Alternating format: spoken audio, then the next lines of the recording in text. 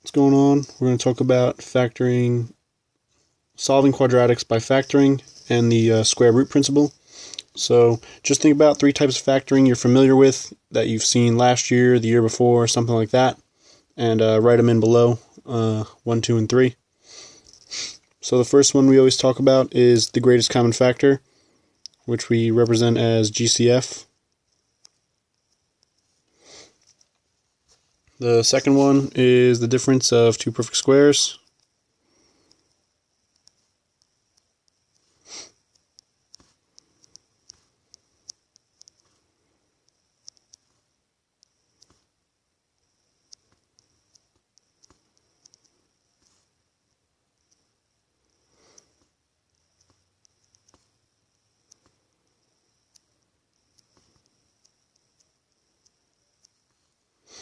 And the last one is trinomials, which you use master product.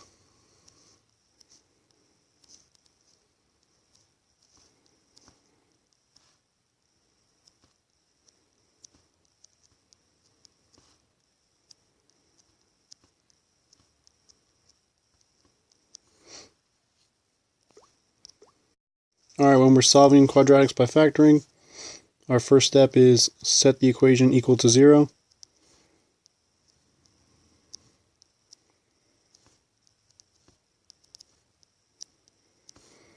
Equal to 0. Our second step is to make sure the equation is in standard form.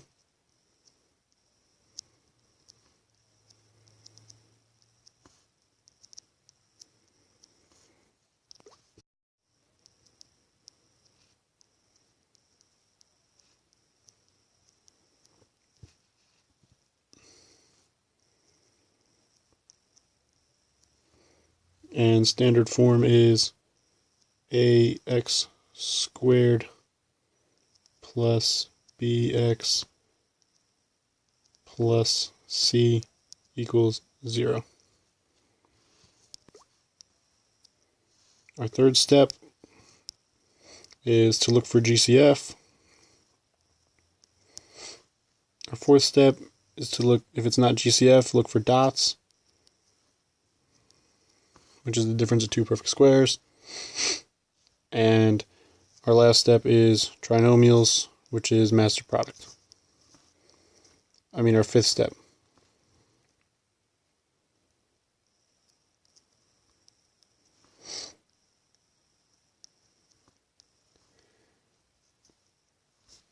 Our sixth step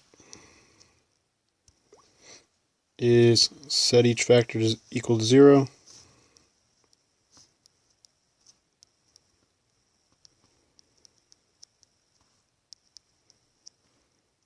And finally, we solve for x, or whatever variable they use in the equation.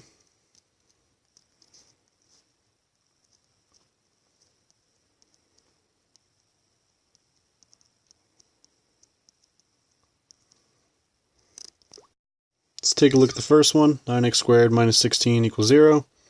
I can see that it's in standard form. B of x is just 0 in this case. So we're going to look for a GCF. Nothing goes into 9 and 16. So what we're going to do is we're going to look at dots. We notice that 9 is a perfect square, x squared is a perfect square, 16 is a perfect square, and we have a difference, so that means we're okay to do dots. So what you're going to do is you're going to square root both sides, and the square root of, you're going to end up with 2 parentheses, plus and minus in the middle, and the square root of 9 is 3, square root of x is x, so that goes in here, put that minus over there, and the square root of 16 is 4. So now make your t-chart, set these equal to 0, so you get 3x plus 4 equals 0. subtract 4 and divide by 3, you get negative 4/3. You get x equals negative 4/3. And on this side, 3x minus 4 equals 0. Add 4 to both sides, divide by 3. You get x equals 4/3. Look at number 2. We have 6x squared minus 18x equals 0. So we're okay in standard form. We look for a GCF. We notice there is one. It's 6x, because we have 6 goes into 18, 6 goes into itself, and they both have an x. So we're going to factor out 6x, and we're left with x minus 3 equals 0. Set both factors equal to 0. We have 6x equals 0. Divide by 6. You get x equals 0. And we have x minus 3 equals 0. Add 3, and we get x equals 3. Alright, let's look at example 3. We go through our steps. It's in ax squared plus, it's in standard form. The equation's set to 0. That's our first step. Set the equation equals 0. In standard form, there's no GCF. There's not dots, so it must mean it's master product. So we multiply the first by the last. Get 15x squared. We need it to add to negative 8 and multiply to positive 15. So we have minus 5x minus 3x. Bring down the x squared. Put a parentheses. Bring down the 15. Factor out an x for this factor. So you get x minus 5. Factor out a negative 3 here. You get x minus 5. Move it up a little bit. And then you combine, you get x minus 3, x minus 5. This is all equal to 0. Now we set up our t-chart. X minus 3 equals 0. Add 3. X equals 3. X minus 5 equals 0. Plus 5. X equals 5. Alright, so if we're going to solve by using the square root principle, our first step we're going to do is isolate x squared, or whatever's in the parentheses squared, so like x minus 3, something like that. Next step is to square root both sides.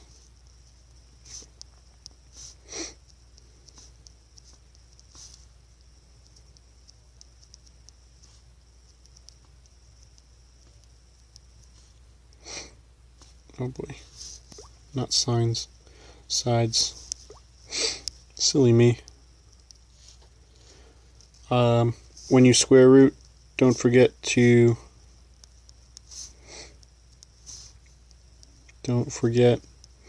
plus or minus.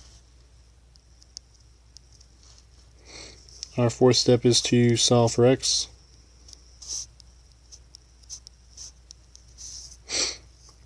Our fifth step is to express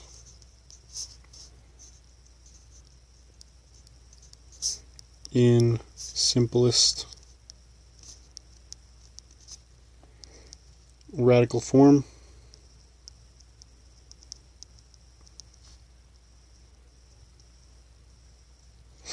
Or whatever they ask you for, 10th, 100th, however they want it. However they ask you the question, make sure you put it in that form. And our last step is, if you have if have something squared equals something squared, you have to double distribute.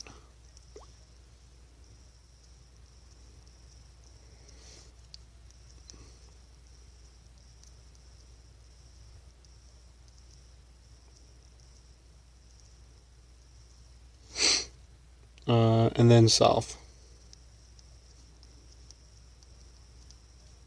So let's look at some examples. So if we look at number 1, x squared equals 19. Our first step is to isolate x squared. So by isolate we mean get by itself. So we see that.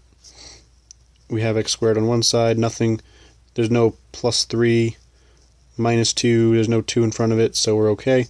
So we square root both sides. The square root of x is x. And that equals, remember, plus or minus radical 19. Let's say they asked for this answer in the to the nearest hundredth. So put square root of 19 in there, and x equals plus or minus 4.36. If we look over at number 2, we notice x squared isn't isolated, a 9 is attached to it, so we need to divide by 9. Now we have x squared equals 49.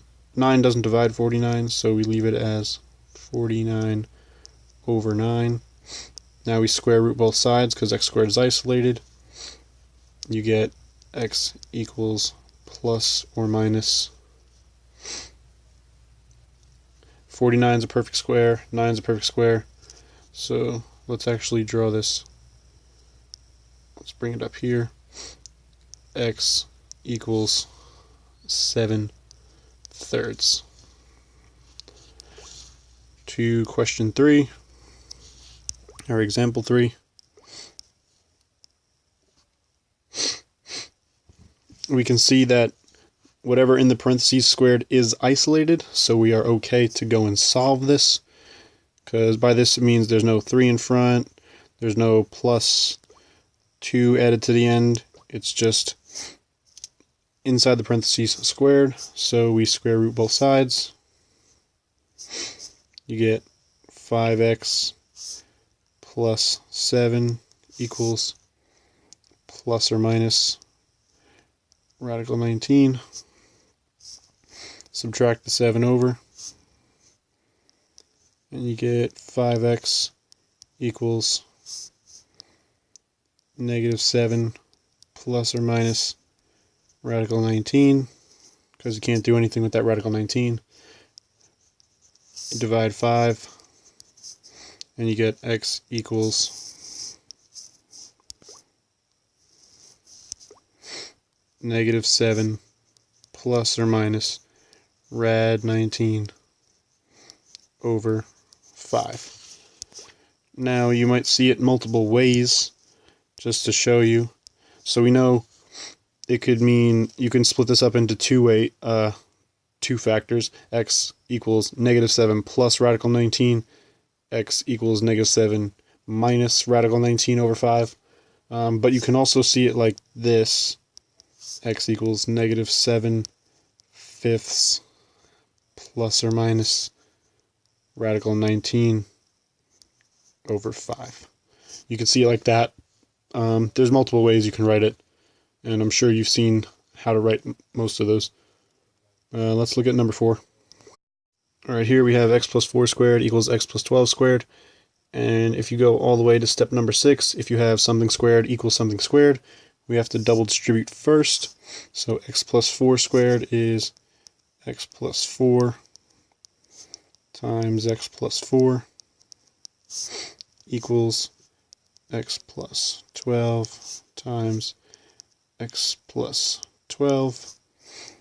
When you double distribute this, we get x squared plus 8x plus 16 equals x squared plus 24x plus 144.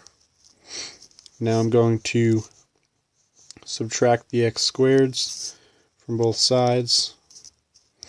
Cross that out. 8x plus 16 equals 24x plus 144. Let's move this up. I'm going to subtract 8x.